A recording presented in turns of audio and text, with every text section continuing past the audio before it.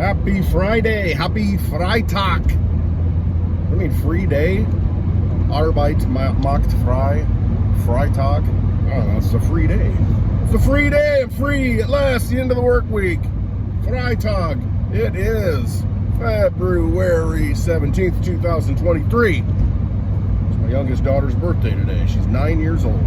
Crazy. I might have her on happy hour this afternoon. Or this afternoon / evening if she's up to it. She may not be. I don't know. Have her open up her wallet and show you.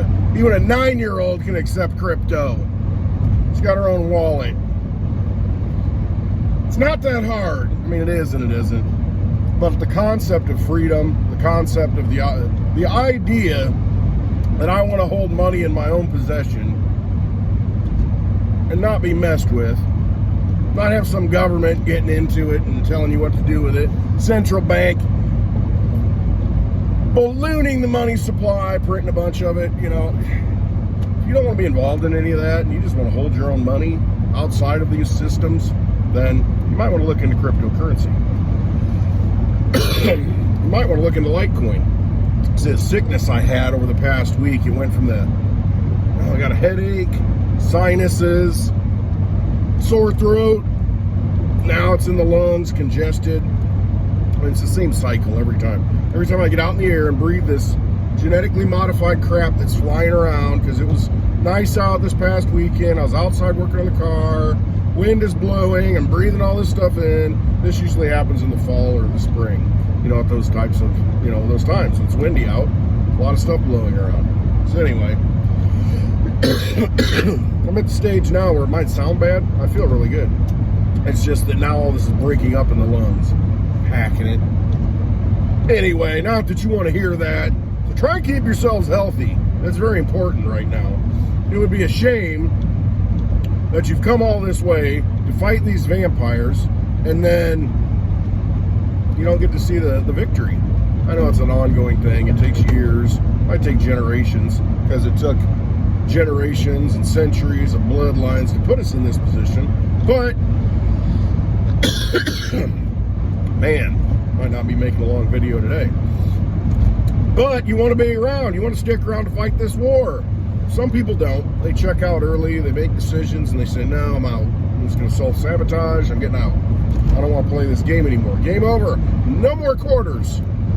For those of you back in the day that remember the arcades, quarters. Remember the quarter belts? Ching, ching, ching, ching, ching, ching, ching. You have the guy walking around, give you change. Because they, believe it or not, vending machines, arcade machines, if anybody knows what that is, all these machines where you could play games and do things, they used to take coins, quarters specifically, not dollar bills.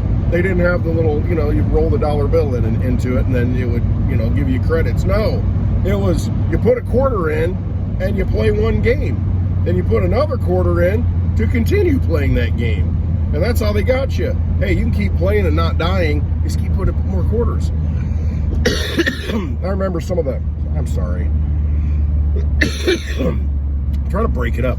I remember some of the games, some of the first games where you had to put 2 quarters in, so 50 cents on the little red, you know, because you put it in the little plastic red and black that says, you know, 25 cents to play, 50 cents to play. Slide it in there, and it was also a push button to where it would be the change refund. I remember the first time seeing it when you had to put 2 quarters in. I'm like, what? 50 cents? It might have been Dragon's Lair was one of the first games where you had to put 50 cents in. Dirk the Daring! You know, it was like this cartoon game. It's like, oh, this is cool. And I'd die right away. I hated that game. I wanted to be good at it, but I just wasn't. But yeah, you would... I think it was 50 cents to play. There was a couple other ones. I can't remember what they were. Yeah, anyway, you'd have to put quarters in. And so you had the little change guy walking around. He had this, like a holster and a barrel. Like, I don't know, the change barrel machine. That's what they call it, like quarter barrels. I don't know what they call it. Anyway, you'd give him $5 and he'd be like, ching, ching, ching, ching, ching, ching, ching, ching. Give you all these quarters. This is before you can put money into a machine and get change. Imagine the day. But You see how he got automated out of a job. You know, you got a change machine. You're like, I don't have to pay this guy to walk around. Maybe, you know, quarters go missing. Who knows? So you got a change machine now. Put your dollar bill in. You get 4 quarters back. Cool. Put $5 in. You get 20 quarters back. I'm doing my math right on the fly. 4 times 5 is 20. Yes. You get 20 quarters. You're like, yeah, man, 20 quarters. I remember finding a $5 bill when I was in high school. This is probably like 1989. $5 bill, walking into the school in the side parking lot, and I'm like, $5 in 1989? I mean, think about that. You got 20 gameplays at the arcade. I mean, now $5. What is it? You can't even. I don't know, how many Robux do you get with $5? Absolutely crazy. Like 400, something like that, plus tax. Now you pay tax on it. You know, you buy it through the store and you get charged tax. So it's $4.99 for. No, you got tax on it too. Oh, okay. What a ripoff. Anyway, a lot of these things get automated. They get automated out. Wave to the mailman. Have a nice day. You get automated out of a job. You know, so you don't have the guy walking around with the change anymore. You got a machine that does it. You're going to see a lot of this happening, you know, and this is a big fear right now. I hear it on the financial news shows, mainstream, you know, AI, artificial intelligence, the chat GPT, and, you know, whatever's built into Bing now. Microsoft's got their own AI system. All it is like a super search engine. I shouldn't have taken that off. Now it's going to ding. Man's got to know his limitations. Speaking of which, I want to get into John Fetterman. But before that, and yes, Josh Lake, I didn't get back to you last night. I'll get back to you today. Sometime next week, we are going to do a podcast. I don't know if it's going to be live, whatever you choose. And so I'll be on a different platform rather than my ranting show, YouTube, whatever. It's not mine, it's YouTube's, but wherever you see me. Here's the thing with YouTube. If for some reason I get, you know, struck out, all of my YouTube videos, like I've got one that they banned. I got a couple of them actually, like 3 of them they've taken down, so you can't even watch them anymore. They're still out on Odyssey, you know, like Homer, Odyssey. If you go out and look at that platform, any video I make on YouTube gets automatically uploaded to Odyssey, which is more of a freedom platform, let's say, more decentralized. So it's on Library, I think. But you can go watch my videos out there. So it's kind of important, you know, if for some reason you want to watch Westwood videos, you know, 20 years from now and YouTube's gone or has taken them all down, hopefully Odyssey's still there. So you can go watch the videos there. It's probably better off that you do. Haven't been censored there yet. But anyway, I'm talking about automation and AI, you know, working you out of a job. Now, it's a glorified search engine. It's a very powerful one. But it's not, you know, and I heard people talking about this in the chat. That's a big topic. You know, I shouldn't go too far into it. But think of it as this, you know, AI just means artificial intelligence. Now, how intelligent is it? You know, that's debatable because it's just programming. It's just code. And so, yeah, you can code for a piece of software to make decisions based on certain criteria. But at some point, can it continue to make those decisions on its own and become self-aware? That's the big fear. That's what you see in science fiction. I don't know that that's possible. I mean, I think it might be able to be coded to such an extent that it covers most of the consequences, most of the decision-making it might have to make, whether or not to kill you. But you're always going to be able to outfox it. Let's just say that. It's not going to understand certain things that make humans what we are. It's not going to understand sarcasm. It's not going to understand when you're, you know, well, basically when you're joking around or not joking around. It's more literal. So it's going to be a little more difficult for it to understand things that are not literal. But it'll get better and better, and most human beings will get fooled, and they'll, you know, let the AI do the decision-making for them. And my point in all this is it's going to automate people out of jobs. You go out and ask one of these things. I don't even know what the website is, but go look up ChatGPT, and you can go out to a website and ask it a question. And within seconds, it'll like, boom. Hey, do a research paper on Nathaniel Hawthorne's House of the Seven Gables and how it relates to Hester Prynne and, you know, and then Scarlet Letter. I mean, you can tie it all in and say, and have it write you a paper, you know, based on those criteria. And it's like, boom, done. So if you're in college now and you've got a professor asking for a specific paper, I mean, how hard would it be to go out and, you know, give this thing all the criteria, and it's pulling from every source out there that, you know, you don't have time to look up. So it just boom and does a dump, does a paper, and they're pretty good. So, okay. And at what point does it start to eliminate teachers? Because, you know, you're in a class in a college and, you know, you've got 100 people in an auditorium, 500 people, who knows? And you want to ask a question, good luck. But you could ask a question if you've got this AI avatar professor and you ask it a question and it immediately goes out and searches all the databases it has access to, all the literature, all the volumes, all the things it has access to, and can come up with a pretty good answer. Now, is it skewed? Yeah, because I've seen it politically skewed. You know, the people who are developing this stuff, it's pretty obvious. But, man, if you can access all that information that quickly and then regurgitate it in such a way that it's useful, that's pretty powerful. I mean, you're going to eliminate a lot of things. You know, just like that guy with the quarters, you know, at the arcade, ching, ching, ching, ching, ching. You don't need him anymore. You put the bill in the machine. How many credits do you have? Boom. Then you take that a step further. Look at Showbiz, Chuck E. Cheese, what they did. It's like, you're going to play in our ecosystem with our tokens. So what do? They say, hey, you put $1 in, you get 5 tokens back. Or maybe just 4. But if you put a $5 bill in instead of just 20 tokens, like 20 quarters, we're going to give you 25. We're going to give you a bonus. So they entice you into that system. This is what happens, and this is how it's going to continue to happen. So I take my 80s experience and apply it to, you know, this new century. These vampires, when I say we live in a vampire casino, we do. It's just like this big casino, and they want us playing with their poker chips. Just like when you go to Chuck E. Cheese, they want you to use their tokens. And let me get to that. Not anymore, though. So they want you to play in that ecosystem. And what happens if you don't use them, they're worthless outside of that casino. You know, if you're not using them in their system, they have no value. Because you walk out of Chuck E. Cheese and you've got these tokens and everybody's had them. You know, you find them decades later sometimes. And you're like, oh, look, an old token. And, oh, I should have used that and I didn't. Whatever. And so they really don't lose. You lose, but they don't.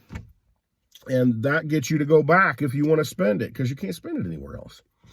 So they want you in that system. They want to lock you into that system and then train you into that system. And once they have you into that system, look what Chuck E. Cheese did. You can't put tokens in the machine anymore. No, it's all digital. Much more efficient. So now you put your cash in and you get like a card back, you know, that's loaded up. Dave & Buster's does this. A lot of other places do it, these gaming places. So an arcade now, you don't put the quarters in. No. You just get digital credits and you can walk around, scan it, boom. This one takes, you know, 3 credits. This one takes 10 credits. This one takes, and pretty soon you don't really understand. Am I spending a quarter on this game or am I spending $1.50? I really don't know because I'm looking at the credits and, you know, then the credits just go away. And I mentioned Roblox, the game, kids, you know, my oldest daughter, she plays that. She's like, hey, can I have some Robux? And she wants, you know, real money to go in to get digital tokens that only operate in that Roblox casino, that closed ecosystem. So you're taking real value, you know, you can call the fiat dollar, the Federal Reserve note real value, but it still does hold some value, has purchasing power, gets eroded every day, but you can take those, you know, you went to work, you got paid in these things. Now you can take these and you can transfer that energy into a different form of energy inside of a virtual world in this Roblox game to where you can now buy a headless, I mean, she wants this headless thing. It's like $200 or more. I don't even know what it is. You know, so does anybody have this thing? It's like the headless feature to where you can walk around headless. And I said, do you have any special powers or anything? Can you like freeze people? No. It's just the status of having it. And so some of these things, these products within the game, you know, these clothes, these not necessarily weapons, but these hairstyles, these faces that you can buy with Robux, the vampire casino chip that's in that closed ecosystem that you do have to pay for and get energy to pay for it. They make it valuable because there's a high price on it and you have to, you know, figure out how to get it. It's a status thing. So they gamify you and get you playing in this mindset where I really want one of those, you know, because not anybody can have one of those. That's just human nature. You know, so when you have something scarce, people want it. So as we move into this, you know, and Chuck E. Cheese is a good example, the arcade example of, you know, we started out with the physical arcade, the physical quarters, the money. And at the time, you might still come across a quarter from 1964 or before that had 90% silver in it. And if you're that token guy, you're looking through all of them. Or if you're the manager that goes into the bank, you know, manages the arcade and gets the rolls of coins. I used to work in a parking lot at the Civic Center. And the guy that worked there, I mean, we'd give 50-cent pieces out because it was like $3.50 to park. So they give you $5, you give him $1 and a 50-cent piece back, then use quarters. But he would go through all the rolls, look at them when he got them from the bank and bust them out before he put them in your drawer and loaded it up and make sure there weren't any silver ones in there. If there were, boom, he'd pluck them. And this is probably, I don't know, late 90s, mid 90s. So that was still happening. You know, it was 30 years after the silver had been taken out of the coinage. You know, you're still getting it. And once in a while now you can find it, maybe a dime or a quarter, but it's very rare. It's hard to find. But you'd still have people taking it out because they understood the value of it. As in 1964, $5 quarters, $1.25 of 1964 quarters was minimum wage, $1.25 an hour. But those same 5 quarters now, they're worth like, you know, like roughly $20, you know, in silver today, if you still had those same 5 quarters. See, they held their value. And so now they're worth about $20. So, I mean, that's what, you know, kind of held minimum wage. Minimum wage is like, I don't know, $13 here in Illinois, but is that really a living wage? Well, $1.25 back then was probably a living wage, 5 quarters. And if you got paid those same 5 quarters an hour right now, today, in this day and age, it'd be like $20. So see, it held value. Everything else got devalued. So you went from a system of physical assets that you could, you know, get entertained with or buy something with, put your energy into that quarter or that dollar, put it into that quarter, and then that quarter had use in those machines, and you could, you know, experience something different and, you know, feel good and, you know, get the endorphins going and all that stuff. And so that went to, you know, hey, we're going to have a closed ecosystem. We're not going to use the money anymore. We're going to create our own money, our own tokens. And you're going to have to use these tokens if you want to play in this casino. Just think Chuck E. Cheese. Then they go totally digital to where now you can't even use the tokens. You just get like a card. I mean, and what's the next thing? Hey, do you have one of those implants? Okay, cool. You don't even need the card. You just walk up, none, and you just get implanted with it. And, you know, you might get, you know, for $5 worth, you might get, instead of 20 or 25 tokens, maybe you'll get 30 tokens because, you know, you got the chip. We don't have to manufacture all these plastic cards and all this stuff. Hey, he's got it built in. Boom, done. Hey, he's got the DNA, you know, hook in, the anchored DNA to where, you know, you can like load stuff directly on it because it can hold terabytes and unlimited amounts of information on your DNA. You're a walking hard drive. It's just accessing it. How do we access it and retrieve it? So they probably already know how to do that. They just haven't rolled it out yet. Just like everything else, they've got the technology. They just don't want to roll it out. They want to keep you stupid, and they want to roll it out on their timeline for their purposes. Not for the benefit of humanity, but for the benefit of the vampire casino. That's how they do things. Once you understand that, then you say, I see what's happening. Okay, I'm not going to participate in that. I want that scarce thing. You know, I want that headless feature, you know, that's in Roblox. I want that Litecoin. I want that Bitcoin. I want that DigiByte. I want those things that there's a limited supply of. Because not everybody's chasing that. Now they're looking, oh, I want that one, that one, that one. Yeah. I want this token. I want to play in this casino. I'm playing this casino with this token. Guess what? If you've got those coins, you don't have to play in any of the casinos. or you can choose to play in any of them. It's up to you, because now you've got sound money. You've got something that's going to, you can take it, and it's just like the dollar used to be. You can take it and you can get your quarters. Play in that casino, that arcade. You can take your dollars, your new dollars, your new money, your Bitcoin, Litecoin, DigiByte. You can take those and you can get your digital credits in this casino. You can go wherever you want, because you're going to have the sound money. You're going to have the thing that everybody wants. You're going to be able to buy whatever you want. See, that day's coming. I'm just way out here ahead of the game looking crazy because, hey, I can see what's going to happen over here. It's way over there.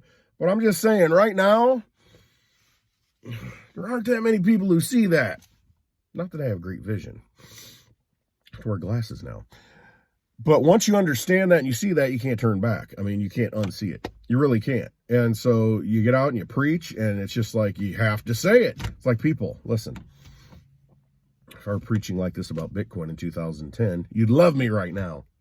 Because they'd be like, hey, you might want to get some Bitcoin. It's only like $1. You might want to pick some up. Well, you got a $100 bill? Just get 100 Bitcoin. Just don't worry about it. Forget about it. How good would you feel right now? I'm saying the same thing about Litecoin. Hey, you got a $100 bill? You can get one whole Litecoin right now.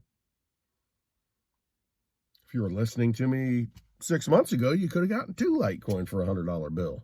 Now you can get one, which is still an incredible buy in the historical picture here. Because again, there's only 84 million Litecoin, enough for 1/100th of a Litecoin per person. 1/100th. Now, if they continue to, derail trains and spray stuff in the air and, convince us to take this thing in the arm.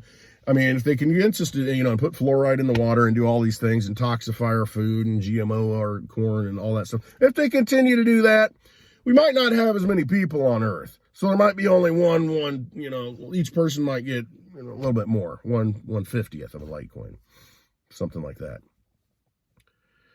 But anyway, as of right now, it's like 1/100th of a Litecoin. Very general. 1/100th. 1 in 100 people.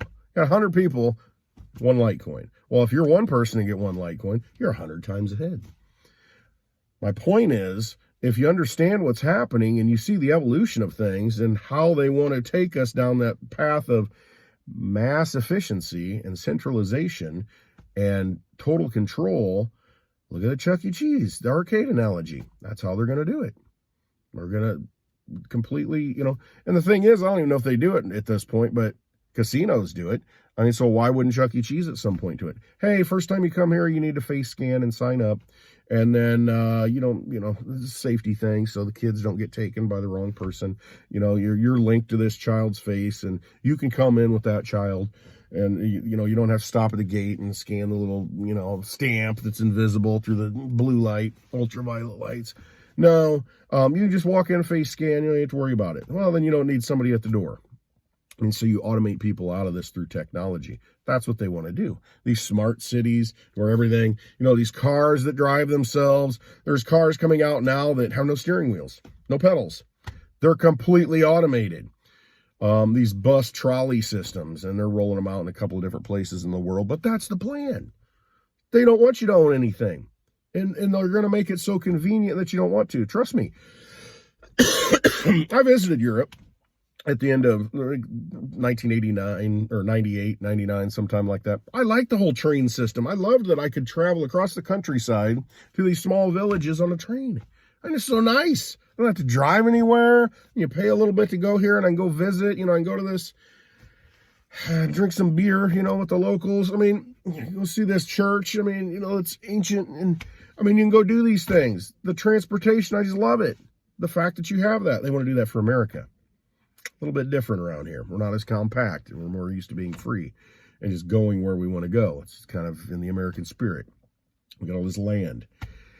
But that's what they want to do. They want to automate everything. They want to have these smart cities. They want to have you completely controlled on a grid. They want everything to be digital. They want it all to be automatic. So you don't even think about it. Why do you think they inundate you with so much information now? Because it's so hard to follow what's going on. At some point, you're going to say, F it, I'm out. I just want life to be easy. Well, here's an easy path. We'll take care of all the money. I know you've all been automated out of jobs. Here's your universal basic income. Okay, it shows, just download this wallet. Government sanctioned, central bank issued wallet. Download that onto your phone. Boom, it'll just show up every month. Oh, you know, fill out this little thing. Check this box. How you feeling this month? Oh, well, I couldn't, you know, my leg hurts and I couldn't, you know, well, here's a few more credits this month. Oh, okay. It'll be in real time. They'll be able to adjust for everything based on what your needs are and what your needs aren't, what your lifestyle is. I mean, you've been smoking too many cigars, Westwood. I see you bought a case of cigars, box of cigars. You really shouldn't eat them by now. You shouldn't need those. I mean, you're smoking a little too many. It's like, I ain't smoking them. I'm hoarding them. You got a deal, you know, I'm saving. Well, you don't need to be doing that. We want you to be doing things in real time, just-in-time transactions, you know, because that's for the good of the people. You know, it's not fair that you have more than others. You are being stingy, just like toilet paper shortage. Don't buy too much toilet paper, you know. Oh, don't do that. And then everybody goes out and does it because they're like, well, shoot, if they're telling me not to do it, I should do it, right? Screw my neighbor. It's his fault. Eggs. I need more eggs. I need to hoard eggs. I mean, it's just the mentality. Well, we can't have that happening. We got to make sure everybody's, you know, rationed out, and we can do that with our CBDC wallets, these digital wallets, your universal basic income. You bought too many eggs this month. We got to cut you back on your allotment for next month. You know, too many cigars. Drank too much beer, too much whiskey. They may let you do all you want of that because, hey, you know, can I get some more Adderall? There's an Adderall shortage apparently. I need more Adderall. They can control the supply lines at that point. What do you think's happening right now? Why do you think things are blowing up? Factories are blowing up. Food supply is getting disrupted. Why do you think that's happening? Because they want to control it all. And it comes in waves. It's like, why all these train derailments right now? Why all these things in the sky right now? It's like, okay, this is what we're doing this week. It's a narrative that comes out. You know, they're doing it all at once because I think they've lost control and they're just like, boom, do this, do this. Ah. It's like a virtual game. Send in an earthquake. Okay, send in a typhoon. You know, train derailments. You know, what's next? Alien invasion. You know, and they keep queuing all this stuff up and doing it. Realize that they're doing it. There are no coincidences, okay? There are none. The best thing to do is realize what's happening, realize what they're trying to do, how they're trying to usher you into this new system, and find ways not to participate. You just got to understand that it's happening first. And it takes a lot of this stuff to wake some people up. I know most of you who watch me, you're pretty much awake. But there are a lot of people who aren't. And it just takes time for them to wake up. We're sitting back thinking, how much more of this do we have to see before people realize it's all staged and a fraud and nothing, but it's not good for us. It's good for somebody else, but not us. It takes a lot for some people to break out of their conditioning. I was going to get into John Fetterman. I mean, so basically, let's set that over here.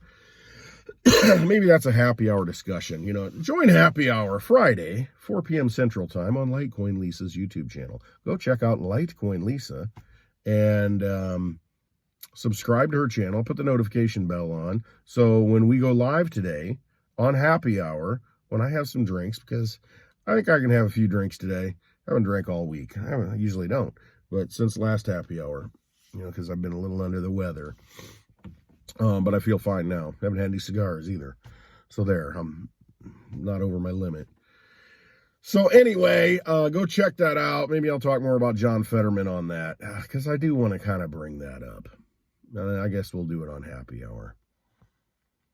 This whole thing that I've been talking about, it just kind of came together. I was rambling about, I don't even know how it started, but you know, the progression of physical to purchase digital and how it all becomes digital and more efficient, and we're automated out of things, and they just want our energy is really what it comes down to, in whatever form it is. Whatever we have that allows us to acquire things, whether it be digital, whether it be physical, whatever it is that we have, and we can use it for something of value, they want it.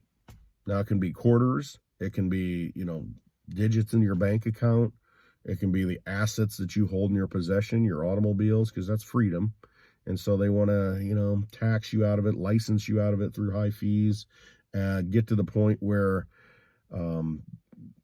tax your emissions and force you to go electric and force you to say, you know what, I don't even want a car anymore. The expense of it's just too much. I'll take public transportation. See, it works. I mean, then you start giving up your freedom.